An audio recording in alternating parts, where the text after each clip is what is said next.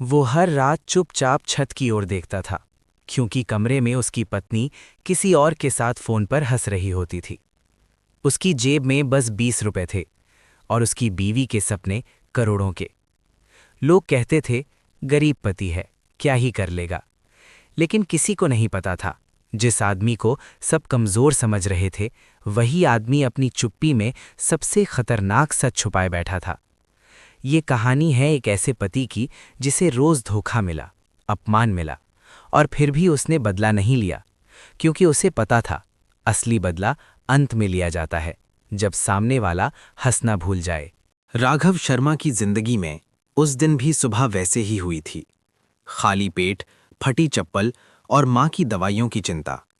वो सरकारी अस्पताल की सीढ़ियों पर बैठा था, हाथ में मां की रिपोर्ट और आंखों में एक डर, अगर आज दवा नहीं आई तो। उसी वक्त उसका फोन बजा। राघव, लड़की वाले मान गए हैं। आवाज रिश्तेदार की थी, लेकिन शब्द ऐसे थे जैसे कोई सौदा तय हो गया हो। राघव कुछ बोल नहीं पाया। वो जानता था, लड़की अमीर है, वो खुद गरीब है, और ये शादी प्यार नहीं, मजबूरी है। शादी का दिन। मीरा वर्मा लाल जोड़े में थी, सोने के गहनों से लदी हुई, लेकिन उसकी आंखों में खुशी नहीं, घुटन थी। वो बार बार फोन देख रही थी। राघव ने देख लिया, लेकिन कुछ नहीं बोला। शादी की रस्मों के बीच मीरा ने फोन छुपाकर एक मैसेज भेजा, आज सब खत्म नहीं हुआ है, मैं मजबूर हूं। वो मैसेज कबीर मल्होत्रा के लिए था, और उसी पल राघव की जिंदगी का पहला सच उसकी आंखों के सामने से गुजर गया। पहली रात। कमरा शांत था, दिए की लौ कांप रही थी। मीरा बिस्तर के एक कोने पर बैठी थी, राघव दूसरे कोने पर। अचानक मीरा बोली, राघव, मुझसे कोई उम्मीद मत रखना। शब्द सीधे दिल में लगे। राघव ने बस इतना कहा, ठीक है। मीरा चौंकी, शायद उसे गुस्सा, सवाल या लड़ाई की उम्मीद थी, लेकिन राघव चुप रहा। पहली दरार। रात के 2 बजे मीरा उठी, फोन उठाया, धीरे से बालकनी में चली गई। राघव जाग रहा था। उसने सुना, हाँ कबीर, सब हो गया, पर यह शादी बस नाम की है। राघव की उंगलियां कांप गईं, लेकिन उसने दरवाजा नहीं खोला, न सवाल किया, न आवाज दी, बस आंखें बंद कर लीं, शायद दर्द कम लगे। अगले दिन मीरा ने पहला ताना मारा, इस घर में एसी नहीं, कार नहीं, तुम कमाते कितना हो। हर सवाल राघव की आत्मा को काट रहा था, लेकिन असली झटका तब लगा जब उसने देखा मीरा किसी से वीडियो कॉल पर हंसते हुए बोली, हाँ पैसे भेज देना, यहां सब संभाल लूंगी। कॉल कटते ही मीरा की नजर राघव पर पड़ी। 1 सेकंड के लिए डर, फिर झूठी मुस्कान। ऑफिस का काम था। राघव ने सिर हिला दिया। उसी शाम शारदा देवी की हालत बिगड़ गई। डॉक्टर ने साफ कहा, आज दवा नहीं मिली तो खतरा है। राघव की जेब में सिर्फ 300 रुपए थे। उसने हिम्मत करके मीरा से कहा, अगर एक गहना गिरवी रख दें तो। मीरा का चेहरा बदल गया, ये गहने मेरे हैं, तुम्हारी मां की बीमारी मेरी जिम्मेदारी नहीं। और उसी रात मीरा ने कबीर से पैसे मंगवाए। मां की दवा से ज्यादा उसे अपने खर्च की चिंता थी। राघव ने सब देख लिया, मीरा का झूठ, कबीर का पैसा और अपनी बेबसी, लेकिन उसने कुछ नहीं कहा, बस मन ही मन बोला, अगर सच बोलूंगा तो सब खत्म हो जाएगा, और अगर चुप रहा तो शायद सब शुरू होगा। और यहीं से कहानी ने वो मोड़ लिया जिसका अंदाजा किसी को नहीं था। सुबह के 5 बजे थे। राघव की नींद मां की खांसी से टूटी। वो उठा, पानी दिया, सिर सहलाया। शारदा देवी ने धीमे से पूछा, बहू उठी क्या? राघव कुछ नहीं बोला, बस सिर झुका लिया, क्योंकि उसी वक्त मीरा फोन पर हंस रही थी। मीरा की जिंदगी 2 हिस्सों में बंट चुकी थी। दिन में गरीब पति का घर, घुटन, ताने और नफरत। रात में कबीर की कॉल, पैसे, वादे और झूठी आज़ादी। वो रोज राघव के सामने फोन साइलेंट रखती, लेकिन दिल कबीर के पास। एक रात राघव ने साफ सुना, हाँ कबीर, इस महीने भी भेज देना, यहां तो घुट घुट के मर रही हूं। राघव की आंखें बंद हो गईं। शब्द नहीं, सीधे आत्मा पर वार था। अगले हफ्ते राघव को पता चला मीरा ने उसके नाम से 20,000 रुपए का लोन ले लिया है। उसने कांपती आवाज में पूछा, ये क्या है? मीरा हंसी, तुम्हारे नाम से है, पर खर्च मेरा है, क्या कर लोगे? वो पल राघव के लिए सबसे बड़ा अपमान था, लेकिन उसने आवाज नहीं उठाई, क्योंकि वो जानता था अब लड़ाई नहीं, धैर्य चाहिए। शारदा देवी मीरा को बेटी मानती थी, लेकिन मीरा के लिए वो सिर्फ बोझ थी। एक दिन शारदा देवी ने कहा, बहू, दवा लानी है। मीरा ने बिना देखे जवाब दिया, मेरे पास टाइम नहीं है, और दरवाज़ा बंद कर लिया। राघव सब सुन रहा था। उसने पहली बार माँ की आंखों में आंसू देखे। उस दिन राघव अंदर से टूट गया। उसी शाम मीरा अचानक तैयार हुई, महंगी साड़ी, परफ्यूम और नई हील्स। राघव ने पूछा, कहाँ जा रही हो? मीरा ने ठंडे लहजे में कहा, तुम्हें बताने की ज़रूरत नहीं। राघव ने पीछा नहीं किया, लेकिन उसी रात उसने दूर से देखा। मीरा एक महंगी कार में बैठी। ड्राइवर नहीं, कबीर था, कबीर मल्होत्रा, वही नाम जो हर रात फ़ोन पर आता था। राघव की मुट्ठी भींच गई, लेकिन आंखों में आंसू नहीं थे, सिर्फ फैसला था। उस रात राघव सोया नहीं। उसने पहली बार एक डायरी निकाली, हर तारीख लिखी, हर कॉल का समय, हर पैसे की एंट्री। मीरा का हर झूठ अब सबूत बन रहा था। वो जानता था, अभी सच बोलूंगा तो मैं ही गलत ठहरूंगा, इसलिए वो चुप रहा। कुछ दिन बाद कबीर खुद राघव के सामने आ गया, एक कैफे में। मीरा दूर बैठी थी। कबीर ने मुस्कुरा कर कहा, भाई, तुम्हारी बीवी बहुत खुश है मेरे साथ। हर शब्द जहर था।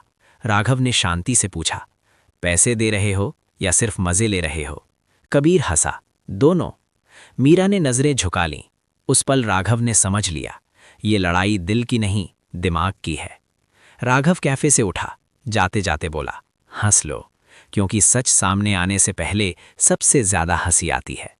मीरा चौंकी, कबीर हंसा, लेकिन दोनों को नहीं पता था, जिस आदमी को वो कमजोर समझ रहे थे, वो अब सबूत इकट्ठा कर चुका था, और अगला वार सीधा दिल पर पड़ने वाला था। राघव को अब नींद नहीं आती थी। हर रात उसकी आंखें खुली रहतीं, दरवाजे की आवाज़ पर, फ़ोन की वाइब्रेशन पर और माँ की धीमी सांसों पर। उसकी जिंदगी 3 आवाज़ों में सिमट गई थी, माँ की कराह, मीरा की हंसी और कबीर का घमंड। शारदा देवी की तबीयत दिन ब दिन गिरती जा रही थी। डॉक्टर ने साफ कह दिया, अगर अगले हफ्ते इलाज नहीं हुआ तो हम कुछ नहीं कर पाएंगे। राघव के हाथ कांप गए। उसने घर आकर मीरा से आखिरी उम्मीद में कहा, मीरा, अगर तुम्हारे पापा से थोड़ी मदद। मीरा ने बात पूरी भी नहीं सुनने दी। मेरी घर वालों को मत घसीटो, पहली ये शादी मेरी जिंदगी की सबसे बड़ी गलती है। हर शब्द छुरी की तरह लगा। शारदा देवी बाहर से सब सुन रही थीं। उस दिन माँ ने पहली बार अपने बेटे को बोझ समझ लिया। उसी रात शारदा देवी ने राघव का हाथ पकड़ा, कमजोर आवाज में बोली, बेटा, अगर बहू खुश नहीं है तो उसे जाने देना। राघव की आंखें भर आईं। माँ, ऐसा मत बोलो। शारदा देवी मुस्कुराईं, मैं जानती हूँ तू सब सह रहा है। और उसी पल उनकी आंखें बंद हो गईं। कमरा शांत हो गया, बहुत ज्यादा शांत। डॉक्टर ने मौत की पुष्टि की। राघव की दुनिया वहीं रुक गई। लेकिन मीरा, वो कमरे के बाहर खड़ी फोन पर किसी से कह रही थी, हाँ कबीर, आज नहीं मिल पाऊंगी, घर में ड्रामा हो गया है। ड्रामा? माँ की मौत उसके लिए सिर्फ ड्रामा थी। राघव ने वो शब्द सुन लिया और उसी पल उसके अंदर कुछ मर गया। अंतिम संस्कार के दिन कबीर दूर खड़ा था, काले चश्मे में। उसने राघव को अकेले में कहा, भाई, इमोशनल मत बनो, मीरा को मैं संभाल लूंगा। राघव ने पहली बार कबीर की आंखों में देखा और पहली बार डर नहीं, गिन महसूस की। माँ की 13वीं के बाद राघव ने घर की सफाई शुरू की। एक पुराने बक्से में उसे एक फाइल मिली। माँ ने छुपा कर रखी थी। उसमें कुछ कागज थे, बैंक स्टेटमेंट, पुराने निवेश और एक नाम, राघव शर्मा, ट्रस्टी। राघव की सांस रुक गई। उसे याद आया, पापा की मौत से पहले उन्होंने कहा था, सही वक्त पर सच खुद सामने आएगा। उसी शाम मीरा ने कहा, मैं कुछ दिनों के लिए कबीर के साथ जा रही हूँ। राघव ने पहली बार पूछा, क्यों? मीरा चिल्लाई, क्योंकि तुम कुछ नहीं हो, ना पैसा, ना हैसियत, ना भविष्य। और दरवाज़ा पटक दिया। राघव वहीं खड़ा रहा, आंसू नहीं गिरे, क्योंकि अब दर्द से बड़ा सच सामने आ चुका था। राघव ने फाइल बंद की, धीमे से बोला, माँ, अब चुप्पी खत्म होगी। और उसी पल कहानी ने दिशा बदल ली। अब ये सिर्फ धोखे की कहानी नहीं थी, ये हिसाब किताब की शुरुआत थी। माँ के जाने के बाद घर सूना नहीं था, घर खाली था। राघव अब उसी कमरे में रहता था जहां कभी अपमान गूंजता था, लेकिन आज वहां एक अजीब सा सुकून था, जैसे तूफान से पहले की शांति। राघव ने उस फाइल को दोबारा खोला। हर पन्ना उसकी पुरानी जिंदगी को नया मतलब दे रहा था। उसके पिता कोई साधारण आदमी नहीं थे, एक वक्त था जब उन्होंने एक बड़ा बिजनेस शुरू किया था, लेकिन धोखे के डर से उन्होंने सब कुछ ट्रस्ट में डाल दिया, और ट्रस्टी का नाम था राघव शर्मा। राघव की आंखें नम हो गईं। उसके पिता ने उसे गरीबी नहीं दी थी, इंतजार दिया था। अगले दिन राघव एक साधारण कपड़ों में एक बड़े ऑफिस पहुंचा। रिसेप्शन पर नाम बताया। कुछ देर बाद पूरा स्टाफ खड़ा हो गया। Good morning mister Sharma. Raghav खुद भी एक पल के लिए रुक गया। यही वो दुनिया थी जिससे उसे दूर रखा गया था। अब नहीं। उधर कबीर मीरा को लेकर खुश था। वो सोच रहा था अब कोई रोकने वाला नहीं, लेकिन उसे क्या पता था कि उसी के बिजनेस में सबसे बड़ा इन्वेस्टर अब राघव बनने वाला था। कबीर के पार्टनर अमित खन्ना ने अचानक मीटिंग बुलाई। अगर ये डील नहीं हुई तो कंपनी डूब जाएगी। कबीर को भरोसा था पैसा आ जाएगा, लेकिन वो नाम नहीं जानता था जो पैसा लेकर आ रहा था। मीरा को राघव की चुप्पी अब डराने लगी थी। न कॉल, न मैसेज, न सवाल। उसने कबीर से पूछा, राघव कुछ कर तो नहीं रहा? कबीर हंसा, वो तो टूट चुका है। मीरा को पहली बार दिल की धड़कन तेज लगी। मीटिंग रूम में कबीर बैठा था। दरवाजा खुला, राघव अंदर आया। सूट में, सीधी नजर, शांत चेहरा। कबीर की हंसी वहीं रुक गई। तुम यहां? राघव मुस्कुराया। आपकी कंपनी में इन्वेस्ट करने आया हूं। मीरा बाहर खड़ी सब सुन रही थी। उसके हाथ कांपने लगे। राघव ने फाइल टेबल पर रखी। ये सबूत हैं फ्रॉड, ब्लैक मनी और धोखे के। अमित खन्ना ने फाइल खोली। कबीर का चेहरा सफेद पड़ गया। राघव बोला, डील होगी, लेकिन मेरी शर्तों पर। कमरे में सन्नाटा। मीरा अंदर आई, आंखों में डर। राघव, ये सब क्या है? राघव ने पहली बार उसकी तरफ देखा, ठंडी नजर से। जिसे तुम कुछ नहीं समझती थीं, वो ही तुम्हारी पूरी दुनिया हिला सकता है। मीरा की आंखों से आंसू बहने लगे, लेकिन अब देर हो चुकी थी।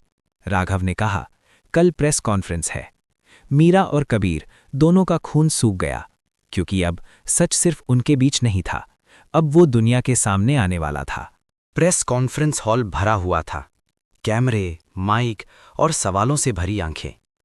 मीरा आखिरी पंक्ति में बैठी थी, चेहरा पीला, हाथ कांपते हुए। कबीर उसके पास था, लेकिन पहली बार उसका आत्मविश्वास गायब था। और तभी दरवाजा खुला।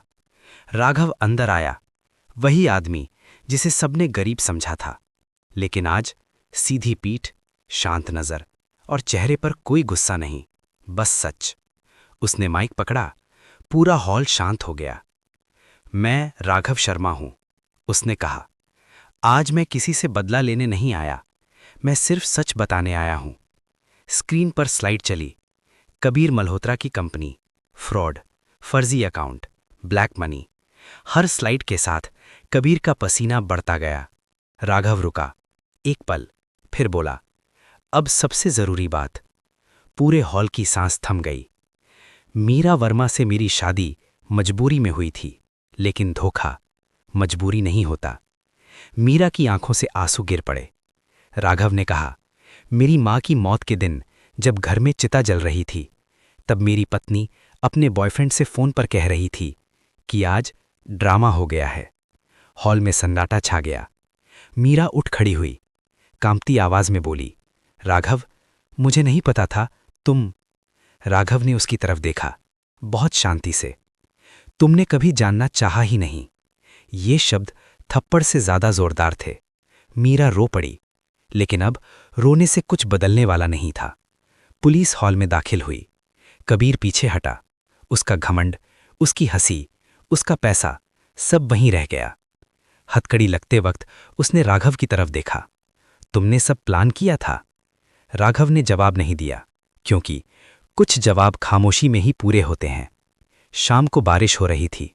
मीरा बाहर खड़ी थी। राघव निकल रहा था।